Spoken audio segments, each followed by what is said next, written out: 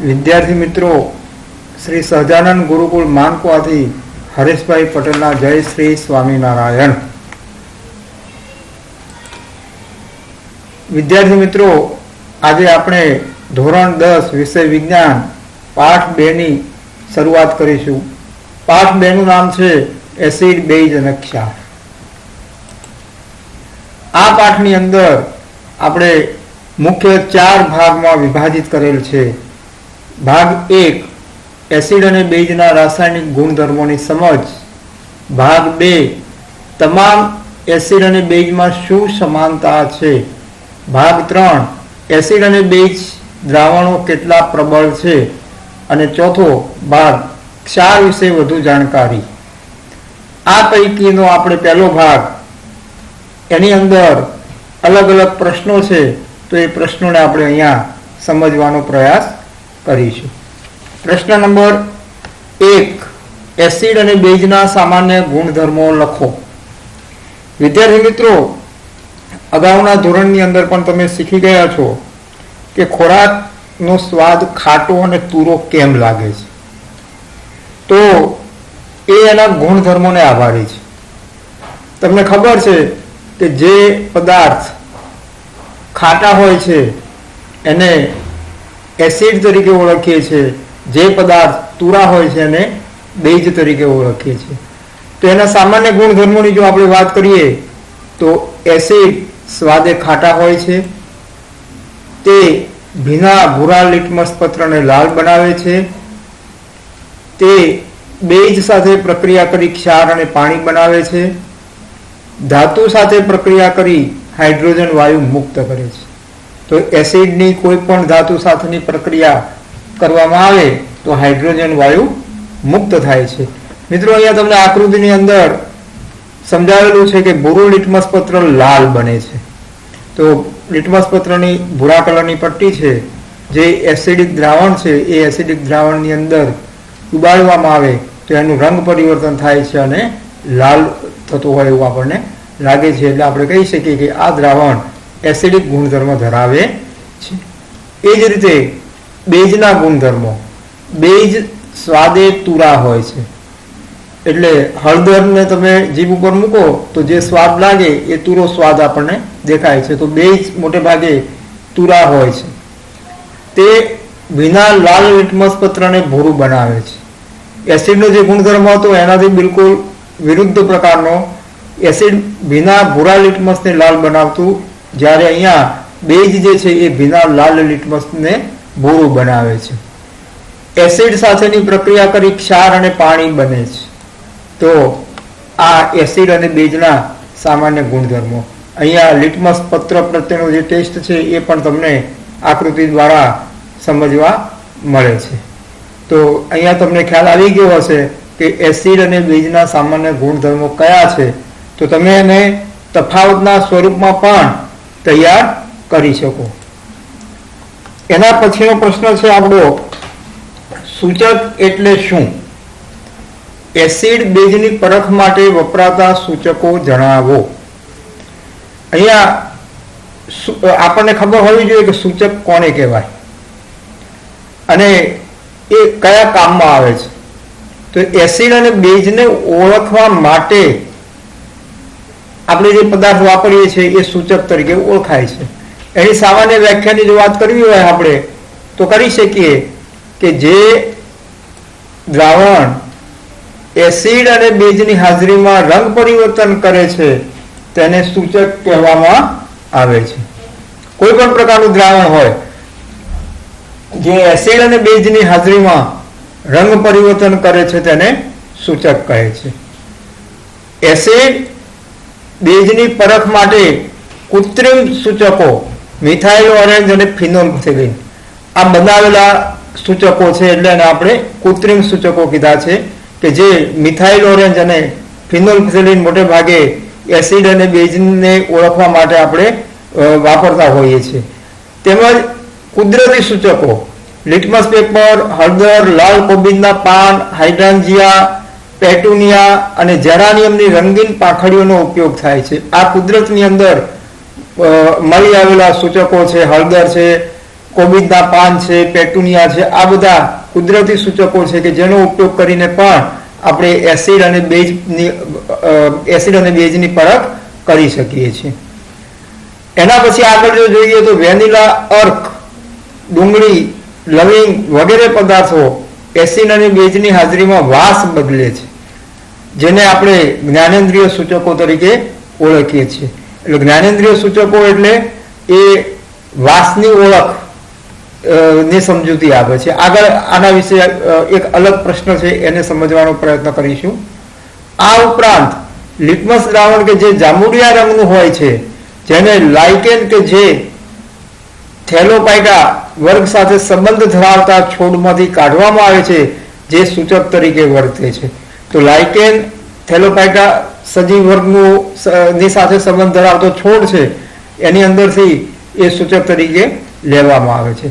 તો અહીંયા સૂચકની મદદથી આપણે એસિડ અને બેઝ જેવા પદાર્થોને સરળતાથી અલગ કરી શકીએ છીએ. હવે સામાન્ય રીતે એસિડ અને બેઝ એના સ્કેલ પીએચ માપક્રમ પ્રમાણે ઓળખ કરવી હોય તો પણ આપણે કરી શકીએ છીએ. અહીંયા મધ્યની અંદર 7 આપેલા છે. 7 થી જમણી બાજુ જેમ જેમ જઈએ છીએ આપણે તેમ તેમ એ સંખ્યા વધતી જાય છે, અને ડાબી બાજુ જેમ જેમ જઈએ છીએ તેમ તેમ સંખ્યા ઘટતી જાય છે. તો 7 થી જમણી બાજુ 8, 9, 10, 11, 12 બાજુ જઈએ એમ એમ એ દ્રાવણ બેઝિક ગુણધર્મ ધરાવતું જોવા મળે છે. એ જ રીતે 7 થી ઓછી પીએચ હોય તો એ દ્રાવણને એસિડિક દ્રાવણ તરીકે આપણે ઓળખીએ છીએ. તો આવી રીતે સૂચકની વાત આપણે કરી. એના પછીની વાત આવશે જે આપણે જોઈએ તો ત્રીજો પ્રશ્ન, આગળ મેં વાત કરી હતી એ પ્રમાણે જ્ઞાનેન્દ્રિય સૂચકની મદદથી એસિડ અને બેઝની પરખ કેવી રીતે કરશું? ઉદાહરણ આપી સમજાવો. તો મિત્રો અહીંયા એસિડ જ્ઞાનેન્દ્રિય સૂચકની વાસ દૂર કરતો નથી, પરંતુ બેઝ જ્ઞાનેન્દ્રિય સૂચકની વાસ દૂર કરે છે. સમજી લેજો ફરી એકવાર. એસિડ, કોઈ પણ પ્રકારનો એસિડ હોય એ જ્ઞાનેન્દ્રિય પદાર્થની વાસ દૂર કરતો નથી, જ્યારે બેઝ પદાર્થ જે છે એ જ્ઞાનેન્દ્રિય સૂચકની વાસ દૂર કરે છે. દાખલા તરીકે આપણે સમજીએ તો લવિંગના તેલની વાસ ધરાવતા સ્વચ્છ કપડા ઉપર મંદ HCl ટીપાનો છંટકાવ કરી કપડું સૂંઘતા તેમાંથી લવિંગના તેલની વાસ આવશે, જે સૂચવે છે કે એસિડ એ જ્ઞાનેન્દ્રિય સૂચકની વાસ દૂર કરતો નથી. સ્વચ્છ કપડા ઉપર લવિંગના તેલના ટીપા પડ્યા હોય એના કરતાં લવિંગના તેલની વાસ આવે, એના ઉપર આપણે મંદ HCl એસિડ, હાઇડ્રોક્લોરિક એસિડ જે છે એને આપણે 2-3 ટીપાનો છંટકાવ કરીશું અને પછી એ કપડાને સૂંઘીશું તો જે એની અંદર લવિંગના તેલની વાસ હશે એ આવશે, એ દૂર થતી નથી. એનો મતલબ એ થાય કે એસિડ એ જ્ઞાનેન્દ્રિય સૂચકની વાસ દૂર કરતો નથી. હવે આપણે બેઝની વાત કરીએ તો લવિંગના તેલની વાસ ધરાવતા સ્વચ્છ કપડા ઉપર મંદ NaOH જે બેઝ છે, સોડિયમ હાઇડ્રોક્સાઇડ, આપણે એ સોડિયમ હાઇડ્રોક્સાઇડનો છંટકાવ કરીએ અને પછી કપડું સૂંઘીએ તો તેમાંથી લવિંગના તેલની વાસ દૂર થશે, જે સૂચવે છે કે બેઝ એ જ્ઞાનેન્દ્રિય સૂચકની વાસ દૂર કરે છે. એટલે મિત્રો તમને અહીંયા સમજણ પડી ગઈ હશે કે આ લવિંગ છે તો લવિંગના તેલની વાસ હોય એના ઉપર તમે એસિડના 2-3 ટીપા નાખીશું તો એ એસિડ લવિંગના તેલની વાસ દૂર નથી કરતો, જ્યારે બેઝિક પદાર્થ જે છે એ બેઝિક પદાર્થ એ વાસ દૂર કરે છે. એટલે આપણે કહી શકીએ કે એસિડ એ જ્ઞાનેન્દ્રિય સૂચકની વાસ દૂર કરતો નથી, જ્યારે બેઝ એ જ્ઞાનેન્દ્રિય સૂચકની વાસ દૂર કરે છે. મિત્રો અહીંયા સમજાય છે બરાબર? એના પછીની આગળ વાત આવે છે પ્રશ્ન નંબર 4 કે ઝીંક ધાતુની મંદ HCl કે H2SO4 સાથેની પ્રક્રિયાથી H2 વાયુ ઉત્પન્ન થાય છે, પણ મંદ HNO3 સાથેની પ્રક્રિયાથી H2 વાયુ ઉત્પન્ન થતો નથી, કેમ? હવે મિત્રો અહીંયા એક સામાન્ય સમજવાની વાત છે કે ઝીંક ધાતુ તમે જોઈ હશે તો એ ઝીંક ધાતુની સાથે મંદ HCl એટલે કે હાઇડ્રોક્લોરિક એસિડ કે મંદ H2SO4 એટલે કે સલ્ફ્યુરિક એસિડ ઉમેરવામાં આવે તો તરત જ એ પ્રક્રિયા થાય છે અને હાઇડ્રોજન વાયુ મુક્ત થાય છે. હવે અહીંયા સમજવા જેવી વાત એ છે કે પ્રક્રિયા તરત જ થાય છે એનો મતલબ એ છે કે એ પદાર્થ વધુ ક્રિયાશીલ છે. તો સમીકરણ દ્વારા આપણે એને સમજીએ તો ઝીંક ધાતુ મંદ હાઇડ્રોક્લોરિક એસિડ કે મંદ સલ્ફ્યુરિક એસિડ સાથેની પ્રક્રિયા કરીને હાઇડ્રોજન વાયુ ઉત્પન્ન કરે છે. કારણ શું? તો કે ઝીંક ધાતુ એ હાઇડ્રોજન વાયુ કરતા વધુ ક્રિયાશીલ હોવાથી એ મંદ HCl કે મંદ H2SO4 માંથી સરળતાથી હાઇડ્રોજન વાયુનું વિસ્થાપન કરે છે, જે અહીંયા તમને સમીકરણ દ્વારા સમજાવવાનો પ્રયત્ન કરેલો છે. તો આ ઝીંક ધાતુ છે, એની અંદર હાઇડ્રોક્લોરિક એસિડ ઉમેર્યો, તો આ ઝીંક ધાતુ અને આ હાઇડ્રોક્લોરિક એસિડમાંથી ક્લોરીન એવી અહીંયા મળે છે અને ZnCl2 એટલે ઝીંક ક્લોરાઇડ બને છે. બાકી જે વધે છે એ હાઇડ્રોજન નું અહીંયા વિસ્થાપન થાય છે, એટલે આપણે આગળ જોયું એ પ્રમાણે હાઇડ્રોજન વાયુ મુક્ત થાય છે. અહીંયા તમને પ્રશ્ન થશે કે આ બે કેવી રીતે આવ્યા? તો મિત્રો, આપણે આગળના પ્રકરણની અંદર વાત કરી રાસાયણિક સમીકરણ સંતુલિત કઈ રીતે કરવા. તો જો અહીંયા તમને સમજણ ન પડતી હોય તો એક વખત ફરીથી તમારે પહેલા પાઠના વિડીયોઝ જે છે એ જોવા પડે અને સમજવાનો પ્રયત્ન કરવો પડે કે સમીકરણ સંતુલિત કેવી રીતે કરી શકાય. તો અહીંયા હાઇડ્રોજન 2 છે તો આ બાજુ પણ હાઇડ્રોજન 2 થઈ ગયા, ક્લોરીન 2 છે તો આ બાજુ પણ ક્લોરીન 2 થઈ ગયા, ઝીંક તો અહીંયા પણ ઝીંક 1 છે. તો આવી રીતે સમીકરણને સંતુલિત કરી શકો. બીજું સમીકરણ છે કે ઝીંક એ સલ્ફ્યુરિક એસિડ સાથેની પ્રક્રિયા, તો ઝીંક સલ્ફેટ ZnSO4 અને હાઇડ્રોજન વાયુ મુક્ત કરે છે. તો આગળના પ્રશ્નનો જવાબ તમને અહીંયા મળી ગયો હશે અને બરાબર સમજાઈ ગયો હશે કે ઝીંક ધાતુ એ HCl કે H2SO4 સાથેની પ્રક્રિયાથી હાઇડ્રોજન વાયુ કેમ ઉત્પન્ન કરે છે? તો એ વધુ ક્રિયાશીલ હોવાને કારણે સરળતાથી H2 નું વિસ્થાપન કરે છે, એટલે એ હાઇડ્રોજન વાયુ ઉત્પન્ન કરે છે. હવે બીજો પ્રશ્ન એની અંદર સમાયેલો છે, તો આ પ્રક્રિયા HNO3 સાથે કેમ નથી થતી? HNO3 એટલે કે નાઇટ્રિક એસિડ સાથે હાઇડ્રોજન વાયુ કેમ ઉત્પન્ન થતો નથી?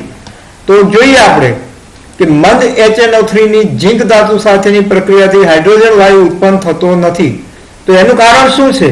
તો કારણ સમજવાનો પ્રયત્ન કરીએ તો કે જે નાઇટ્રિક એસિડ છે HNO3 પ્રબળ ઓક્સિડેશન કરતા પદાર્થ છે અને ઓક્સિડેશન કરતા પદાર્થ હોવાને કારણે એ ઉત્પન્ન થતા હાઇડ્રોજન વાયુનું પાણીમાં ઓક્સિડેશન કરી નાખે છે, એટલે એ હાઇડ્રોજન વાયુને ઉત્પન્ન થવા દેતો નથી. તમને અહીંયા બાજુની આકૃતિમાં બતાવેલું છે કે ઝીંક ધાતુ એની અંદર આ એસિડ ઉમેરેલો છે HCl, મંદ HCl અથવા મંદ H2SO4 અને એમાંથી H2 વાયુ ઉત્પન્ન કરેલો છે. તો મિત્રો, અહીંયા તમે આ પ્રશ્નને પણ સરળતાથી સમજી લીધું હશે. એના પછીનો બીજો પ્રશ્ન છે આપણો,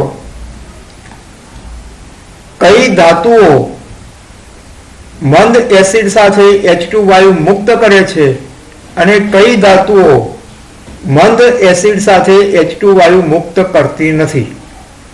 મિત્રો, તમને ખબર છે કે ઘણા પ્રકારની ધાતુઓ છે, એમાંની અમુક ધાતુઓ એ એસિડ સાથે હાઇડ્રોજન વાયુ મુક્ત કરે છે અને અમુક ધાતુઓ જે છે એ હાઇડ્રોજન વાયુ સાથે મુક્ત કરતી નથી. આગળના પ્રશ્નના અનુસંધાનમાં જ આ પ્રશ્નનો જવાબ તમે આપી શકો કે જે ધાતુઓ હાઇડ્રોજન કરતાં વધુ સક્રિય હોય તે એસિડ સાથેની પ્રક્રિયાથી હાઇડ્રોજન વાયુ મુક્ત કરશે.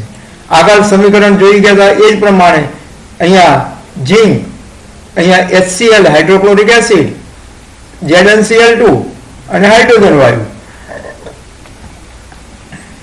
બીજું ઉદાહરણ અહીંયા આપેલું છે મેગ્નેશિયમ ધાતુ, હાઇડ્રોક્લોરિક એસિડ, મેગ્નેશિયમ ક્લોરાઇડ અને હાઇડ્રોજન.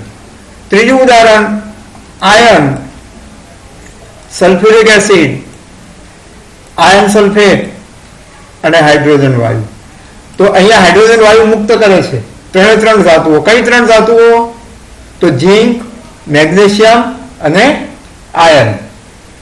હવે જે ધાતુઓ હાઇડ્રોજન કરતા ઓછી સક્રિય હોય તે એસિડ સાથેની પ્રક્રિયાથી હાઇડ્રોજન વાયુ મુક્ત કરશે નહીં, કારણ કે પ્રક્રિયા કરી શકતી નથી, એટલે એ સક્રિય ઓછી છે, એટલે એ હાઇડ્રોજન વાયુ મુક્ત થતો નથી. આગળના પ્રશ્નમાં પણ આપણે આ વિશે સમજવાનો પ્રયત્ન કરેલો છે. એના પછીનો પ્રશ્ન છે મિત્રો, કેલ્શિયમ હાઇડ્રોક્સાઇડના દ્રાવણમાં ઓછા પ્રમાણમાં અને વધુ પ્રમાણમાં કાર્બન ડાયોક્સાઇડ વાયુ પસાર કરતા કઈ નિપજો મળે છે? મળતી નિપજની પાણીમાં દ્રાવ્યતા જણાવો. મિત્રો, પ્રશ્નને 2 વાર વાંચવાનો. એક વાર વાંચવાથી સરળતાથી પ્રશ્નને તમે નહીં સમજી શકો, એટલે પ્રશ્નને 2 વાર વાંચજો, અને પ્રશ્નને 2 વાર વાંચશો તો સમજણ પડશે. શું છે પ્રશ્ન આપણો? તો કે ભાઈ કેલ્શિયમ હાઇડ્રોક્સાઇડના દ્રાવણની અંદર શું ઉમેરવાનું છે? કાર્બન ડાયોક્સાઇડ વાયુ. કેટલો? તો એક વખત ઓછો ઉમેરવાનો અને બીજી વખત વધુ ઉમેરવાનો. તો કઈ નિપજો મળે છે? આપણે આ સમજવાની વાત છે અહીંયા. તો જોઈએ આપણે કે જો કેલ્શિયમ હાઇડ્રોક્સાઇડના દ્રાવણમાં ઓછા પ્રમાણમાં કાર્બન ડાયોક્સાઇડ વાયુ પસાર કરવામાં આવે તો પાણીની અંદર અદ્રાવ્ય કેલ્શિયમ કાર્બોનેટ કે જે CaCO3 એને ચૂનાના પથ્થર તરીકે પણ આપણે ઓળખીએ છીએ એ બને છે, અને દ્રાવણ દુધિયા રંગનું બને છે. તો એક નિપજ આ બની. શું બન્યું? ચૂનાનો પથ્થર. સમીકરણના સ્વરૂપમાં જોવું હોય તો આ કેલ્શિયમ હાઇડ્રોક્સાઇડ એમાં ઓછા પ્રમાણમાં, બહુ સામાન્ય પ્રમાણમાં કાર્બન ડાયોક્સાઇડ વાયુ ઉમેર્યો. અહીંયા તમને કીધું છે કે ઓછા પ્રમાણમાં શું થાય? તો અહીંયા કેલ્શિયમ કાર્બોનેટ બન્યો અને પાણી છૂટું બન્યું. અહીંયા ઓછા પ્રમાણમાં. હવે આગળ જઈએ. આ દુધિયા દ્રાવણની અંદર વધુ પ્રમાણમાં કાર્બન ડાયોક્સાઇડ વાયુ પસાર કરવામાં આવે તો પાણીની અંદર દ્રાવ્ય calcium hydrogen carbonate CaHCO3 twice નિપજ બનવાને લીધે દ્રાવણનો દુધિયો રંગ દૂર થાય છે. તો અહીંયા જે દુધિયો રંગ હતો એ દૂર થશે. સમીકરણ દ્વારા સમજવાનો પ્રયત્ન જો આપણે કરીએ તો CaCO3 કેલ્શિયમ કાર્બોનેટ, પાણી કાર્બન ડાયોક્સાઇડ અને કેલ્શિયમ હાઇડ્રોજન કાર્બોનેટ મળે છે. દુધિયો રંગ અહીંયા દૂર થશે. તો આ પ્રશ્નની પણ તમને સમજૂતી બરાબર મળી ગઈ હશે. એના પછી આપણે નેક્સ્ટ પ્રશ્નની વાત કરીએ.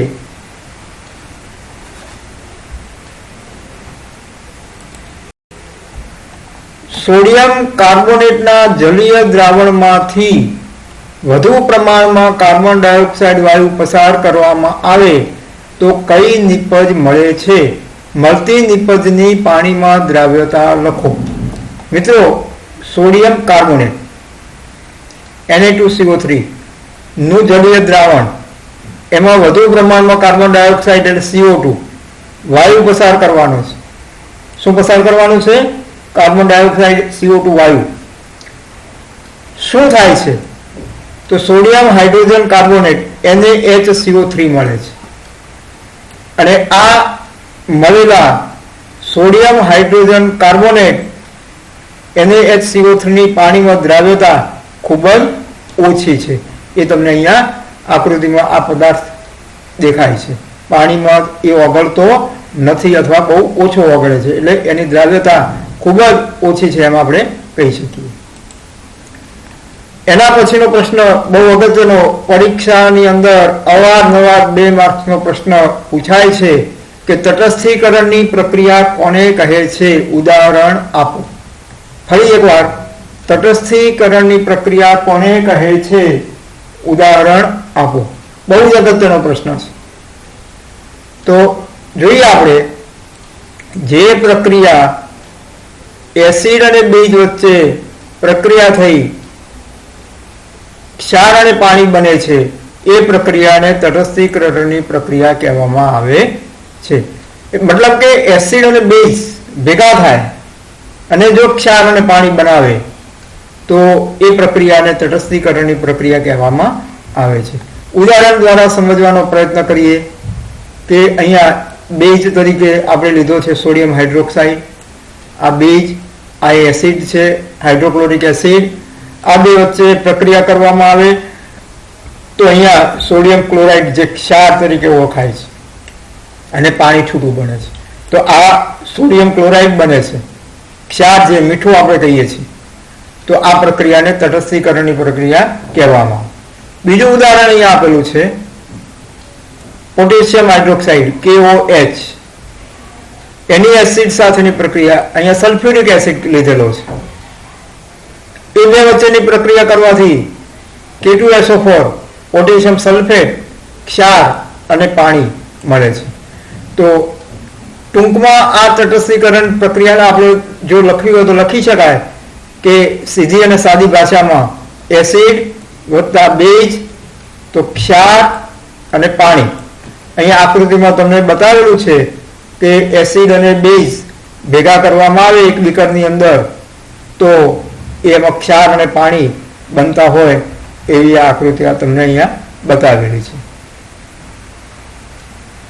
તો અગત્યની પ્રક્રિયા કહી શકાય, અગત્યનો પ્રશ્ન કહી શકાય.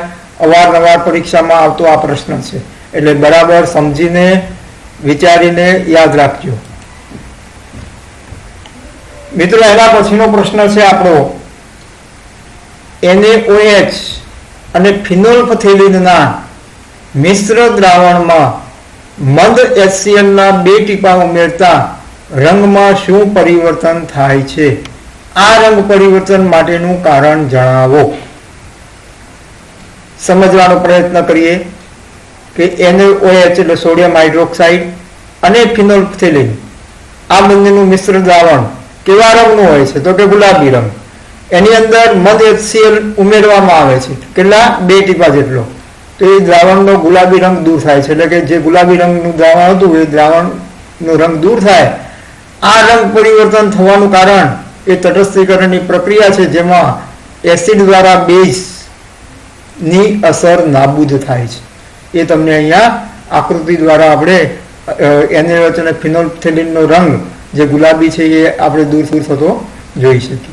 તો સરળ પ્રશ્ન છે, 1-2 વાર વાંચશો તો સમજાઈ જાય એવો પ્રશ્ન છે. એના પછીનો નેક્સ્ટ પ્રશ્ન છે આપણો કે કોપર ઓક્સાઇડની મંદ HCl સાથે પ્રક્રિયા કરતા શું બને છે? દ્રાવણના રંગમાં શો ફેર પડે છે? સમતોલિત સમીકરણ લખો. મિત્રો કોપર ઓક્સાઇડ એટલે CuO, કોપર ઓક્સાઇડ એટલે CuO, એની મંદ HCl સાથેની પ્રક્રિયા તો કોપર ક્લોરાઇડ બનશે અને કોપર ક્લોરાઇડ બનવાના કારણે એનો જે દ્રાવણ બનશે એ દ્રાવણનો રંગ વાદળી લીલો બને છે. અહીંયા તમને આકૃતિમાં બતાવેલું છે copper oxide, hydrochloric acid, copper chloride અને પાણી છૂટું પડે છે. તો એ તમે આ પ્રશ્નને પણ સરળતાથી સમજી શકો એમ છો.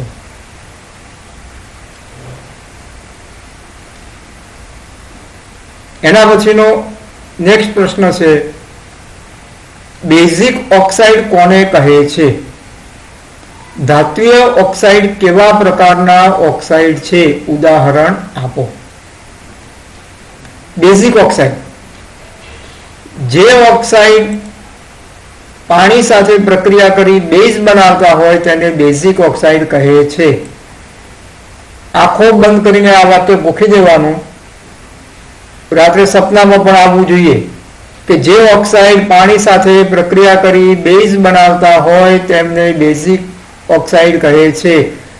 ફરી એકવાર, જે ઓક્સાઇડ પાણી સાથે પ્રક્રિયા કરી બેઝ બનાવતા હોય તેને બેઝિક ઓક્સાઇડ કહેવામાં આવે છે. ધાત્વિય ઓક્સાઇડ એ બેઝ ઓક્સાઇડ છે કારણ કે તેઓની સાથે પ્રક્રિયા કરી બેઝ બનાવે છે. ઉદાહરણ તમને અહીં આપેલું છે કે સોડિયમ ઓક્સાઇડ અને પાણી, તો સોડિયમ હાઇડ્રોક્સાઇડ આ બેઝિક ઓક્સાઇડ છે. આમ ધાત્વિય ઓક્સાઇડ સ્વભાવે બેઝિક હોય છે, એટલે આ ઓક્સાઇડ કેવા હોય છે? સ્વભાવે બેઝિક. ઉદાહરણ તરીકે બીજા ઓક્સાઇડ અહીંયા આપેલા છે, magnesium oxide, calcium oxide, barium oxide વગેરે, અને એના અહીંયા સ્ટ્રક્ચર પણ તમને બતાવવામાં આવેલા છે. તો ફરીથી એક વાત સમજી લેજો, બેઝિક ઓક્સાઇડ કોને કહેવાય? તો જે ઓક્સાઇડ પાણી સાથે પ્રક્રિયા કરી બેઝ બનાવતા હોય એને બેઝિક ઓક્સાઇડ કહેવામાં આવે. ધાત્વિય ઓક્સાઇડ એ બેઝિક ઓક્સાઇડ છે, કારણ કે તેઓની સાથે પ્રક્રિયા કરી બેઝ બનાવે છે. એટલે અહીંયા તમને બેઝ એ સોડિયમ હાઇડ્રોક્સાઇડ તરીકે બનતો હોય એવું આપણે સમજી શકીએ છીએ. એના પછીનો પ્રશ્ન, એસિડિક ઓક્સાઇડ કોને કહે છે? અધાત્વિય ઓક્સાઇડ કેવા પ્રકારના ઓક્સાઇડ છે? ઉદાહરણ આપો. તો આગળનો જે પ્રશ્ન હતો એનાથી ઓપોઝિટ સાઈડમાં આપણે વિચારીએ તો જે ઓક્સાઇડ પાણી સાથે પ્રક્રિયા કરી ત્યાં બેઝ બનાવતો હતો, અહીંયા એસિડ, અને એટલે એસિડિક ઓક્સાઇડ. સમજાય છે? તો જે ઓક્સાઇડ પાણી સાથે પ્રક્રિયા કરી એસિડ બનાવતા હોય તેમને એસિડિક ઓક્સાઇડ કહેવામાં આવે છે. અધાત્વિય ઓક્સાઇડ એસિડિક ઓક્સાઇડ છે, કારણ કે તેઓ પાણી સાથે પ્રક્રિયા કરી એસિડ બનાવે છે. આગળના પ્રશ્નમાં બેઝ બનતો હતો, અહીંયા એસિડ બને છે. તો સલ્ફર ડાયોક્સાઇડ, પાણી, H2SO3, અહીંયા ધ્યાન રાખજો, H2SO4 એટલે સલ્ફ્યુરિક એસિડ, જ્યારે H2SO3 એટલે સલ્ફ્યુરસ એસિડ. ખાસ ધ્યાન રાખજો મિત્રો, અહીંયા ઘણા વિદ્યાર્થીઓ ભૂલ કરે છે. કેલ્શિયમ હાઇડ્રોક્સાઇડ અને કાર્બન ડાયોક્સાઇડ, તો કેલ્શિયમ કાર્બોનેટ અને પાણી.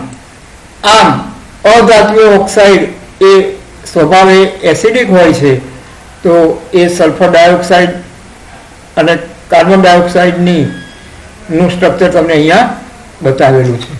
તો મિત્રો અહીંયા આપણે આ ભાગ 1 ની અંદર આપણે જે વાત કરી એમાં પહેલો ભાગ, અને પહેલા ભાગની અંદર આ 12 પ્રશ્નોની સમજૂતી મેળવેલી છે. તો કોઈ પણ તકલીફ જણાય તો વારંવાર આ પ્રશ્નને તમે વાંચશો તો યાદ રહી જશે. તો મિત્રો આ વિડીયો જો આપને પસંદ પડ્યો હોય અને ભવિષ્યમાં પણ બીજા વિડીયો જોવા માંગતા હો તો આ વિડીયો લાઈક કરી ચેનલ સબસ્ક્રાઇબ કરવા અને બીજા મિત્રો સાથે વિડીયો શેર કરવા વિનંતી છે. Thank you. આભાર. જય શ્રી સ્વામિનારાયણ.